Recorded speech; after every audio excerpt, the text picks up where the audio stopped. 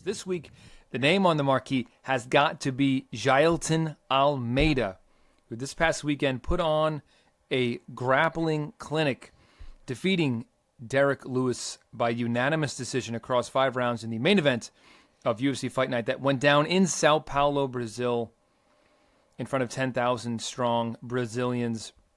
And they cheered on their hometown boy. The scorecards for Almeida read 50-44, 50-44, and 50-45, all for Almeida. Mark, give us your take on this fight. It was, in my opinion, one of the most boring, incredibly dominant performances that I've ever seen. What's your take? I was basically going to open with the same exact line. I don't think I've ever seen so much dominance be so frustrating. Like, it's such a strange fight. Jailton Almeida continued to show why he is referred to as Brazilian Khabib, at least in terms of the takedown and control ability. I mean, he took full mount about a jillion times. He rolled Lewis, who's a massive man. No matter how Lewis moved, he rolled with him most of the time. He showed a lot, and he's talented as hell. But in terms of activity on the ground, Khabib, he is not. We know he likes the methodical setups, and that's all well and good when you're having success with them and you're getting guys out of there in the first or the second. But, man, this one got pretty rough because he really took his time, as he likes to do, but to be in full mount time after time after time, the way that he was, and to do nothing with it is wild. I don't know that I've ever seen a fighter more inactive from mount. I mean, the commentary team was begging him to throw strikes. His corner was, too, at certain points. I don't know what made him feel like he couldn't open up more than he was. I get it that he wants to keep Lewis under control, and Lewis is a big man, and he has this reputation for just being able to stand up. But at a certain point in time, when you're in mount for like the 5th time in the fight, you got to do something. So I don't know. I don't know if he hurt his buzz or helped his buzz or what he did in this fight. I mean, the talent is certainly there, and the inactivity in this fight didn't change anything about his talent. If anything, it showed you how much better maybe he could still be if he can work through that part of his game. But it's just a weird one. And Derrick Lewis didn't even fight badly, man. I was actually really impressed with how calm he stayed on bottom, how sound he was defensively, how his cardio held up. I mean, he looked fine in that fight. He was just fighting a guy who can take down an elephant, and that's what it was. So hopefully we can see Lewis in there with a striker in his next one. And Jailton Almeida continues to march up the ranks. We'll see how aggressive they want to be with him. All right, let's bring Omar in here. Omar, what were your thoughts watching Almeida dominate the great Derrick Lewis, staying away from those heavy strikes? Oh, you're muted. Before we get into that, I just want to point out now that Mark made me think to myself, we were all laughing at the elephant joke, and I thought to myself, how much does a baby elephant weigh? Guess how much a baby elephant weighs, Mark? 200 pounds. 250? 260 pounds. Wow. So a baby elephant is a heavyweight. The phrase Jailton Almeida could take down an elephant is probably fucking accurate. So do you mean like? Do is. you think that that's like harder to get him off balance? Do you think that's like an infant elephant, like the baby elephant that drops out of the mother's womb is already 260 pounds and 3 feet long, dog? That's correct. Wow, that's crazy. Yeah, rhinos are kind of like that too. We're getting off topic, but yeah. Rhinos are like 100-pound babies. Let's talk about the fight. Anyway, yeah, this was a crazy ass performance. I think we all knew how good Jailton Almeida was, but I think we all Mark made a lot of good points about the performance from Derrick Lewis.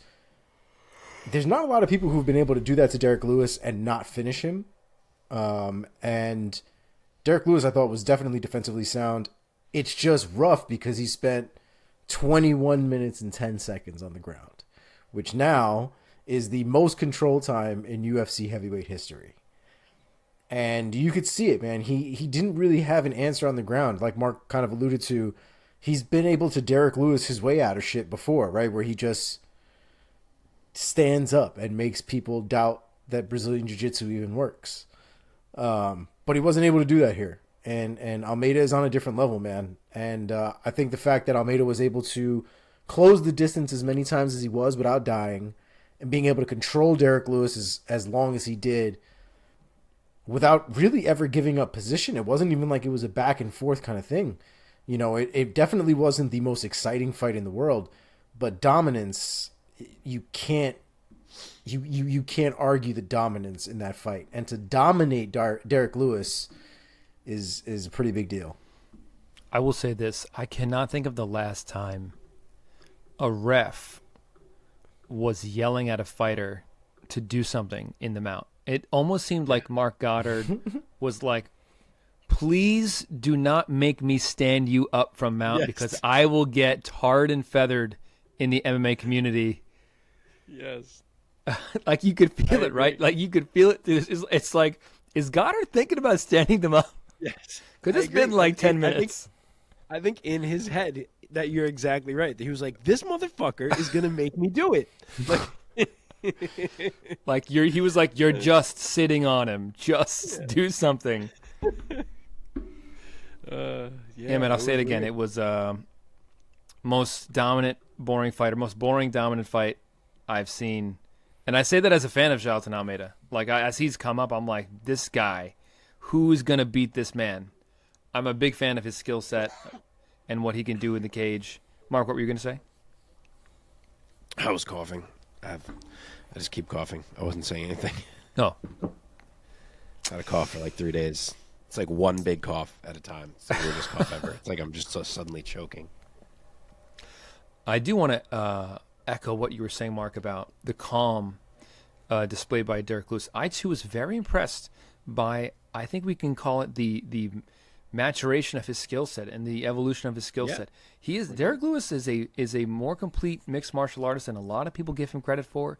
I know he is the heavyweight knockout king, at one time the UFC all-time knockout king, and he is known and should be and will always be known for the thunder that he carries in his hands. But man, he against a guy who is as incredibly good at jiu-jitsu as Almeida, Derrick Lewis, you could tell he had a really good sense of where he was in danger, where he was safe, what he needed to do, and hats off to him, man. But those are the levels right there, right? I mean, that's Almeida. You can see is a high level jiu-jitsu black belt, right? And as good as Derrick Lewis is, I think the game that his ground level is at is to be able to survive, is to be able to make sure that he doesn't get submitted. But it doesn't go further than that, you know, especially against a guy of Almeida's caliber. Once he was on the ground, he was probably never really going to get back up, short of finding a moment to just do what he normally does and just stand up. But he wasn't going to out-technique Almeida into getting up, right? He wasn't going to hit a switch or some kind of sweep to get up off of that ground. It just wasn't going to happen. As we've seen against lesser grapplers who work in a takedown against Derrick Lewis, he has the ability, as we've seen in like the highlights leading up to this past weekend, he could just literally stand up, be like, I'm too large and too strong for you to just try to hold me down. But not the case with Almeida. Almeida, his offensive jiu-jitsu is pretty much what we've seen from him. He has not needed to be any kind of defensive grappler at all. And I'm going to segue off that point into what could be next for Jailton Almeida. Mark, give us a name. I know my name of who I would love to see him fight. I don't know if that's what's going to happen, but what do you think? I have a very long answer, but the crux of it is that I don't think it's worth matching him up until Sergey Pavlovich and Tom Aspinall fight this weekend. And here's why. This is the long answer portion of this. Bones and Stipe ain't happening for a while still. So in my mind, whoever becomes the new interim champion on Saturday is going to need to defend that belt once before they're ever fighting the winner of Bones and Stipe. And my best guess is that defense is going to be against Cyril Gane, who is ranked number 1 at the moment. So to me, that takes him out of the picture because I think he's getting that fight. I know that's who Almeida asked for. So then that leaves the loser of Pavlovich and Aspinall, Curtis Blades, and Volkov as potential opponents for this guy. And then you get into all the math of who the loser is. Like, if Sergey loses, him and Volkov already fought Blades. So my guess is that Almeida gets Blades in that scenario. And you could do the same type of math if it's Aspinall who loses, who he's already fought, and yada, yada. So I don't think it's worth matching them up until we see who loses this fight. And then to me, it's the loser, Blades, Volkov, Almeida, and those 4 fight each other in 2 fights. So I think you wait and see. Omar, what are your thoughts? My answer wasn't so eloquent. The Curtis Blade fight fell apart. Rebook that shit. Let's go. Curtis Blades. Yeah, Blades is my answer. Alluding back to the point that I made in terms of we haven't seen Almeida have to be a defensive grappler. And I don't know if how much he would want to be an offensive grappler against Blades, or how much he'd be able to be an offensive grappler against Blades. I actually, my sort of outlook on it is I want to see how well he does against Blades in the counter wrestling. I actually want to see if he can make Blades super uncomfortable, because Blades is the kind of guy you put him on his back, he's also not going to do very well. It's almost like he's just too big. He's like, it's not that. He's a wrestler. It's his instinct is to be on top, right? His instinct is to take people down, be on top, control. But Jailton Almeida, you could put him on bottom, and he'll still fuck you up. Put him on top, he'll still fuck you up. And the real issue with Almeida is that he's so good on bottom, he can go from being on bottom to being on top really quickly. So there are a lot of different tools that Almeida brings to the table that I don't think Curtis Blades does. And if Curtis Blades is puts himself in a position where he's on bottom, he's not getting up from that position.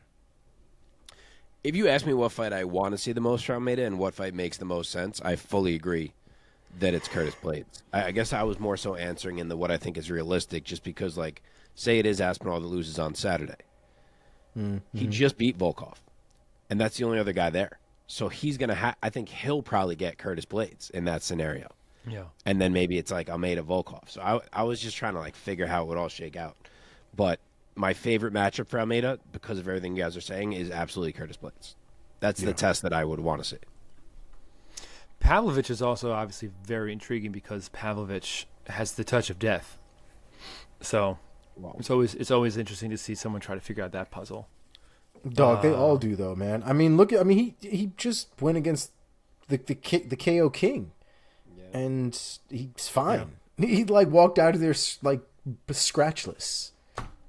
He really did. It was wild. Yeah. We haven't seen Pavlovich have to try to grapple much, have we? Because he ends everybody so quickly.